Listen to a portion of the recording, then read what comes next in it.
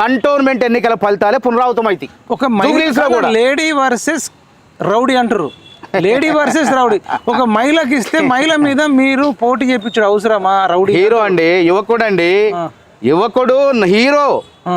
విలన్లు ఎవరు? వాళ్ళు దోచుకున్న విలన్లు, తెలంగాణ ప్రజల సంపదను దోచుకున్నటువంటి వాళ్ళు మాట్లాడితే ఎట్లుంది, దెయ్యాలు వేదాలు వాళ్ళు ఇచ్చినట్టుంటది, భూతాలు భగవద్గీత ప్రవచనాలు చెప్పినట్టు ఉంటది, సైతాను క్రైస్తవుల ప్రకారం సైతాను బైబిల్ వాక్యాలు చెప్పినట్టు ఉంటది వాళ్ళు. రౌడీ కేటీఆర్, రౌడీ ఇప్పుడు నవీన్ యాదవ్, కేటీఆర్ రౌడీ, కేటీఆర్ ఆర్థిక నేరగాళ్ళు, వాళ్ళు పెట్టుకొని కోట్ల రూపాయలు సొమ్ము మొత్తం చేసిన వాళ్ళు.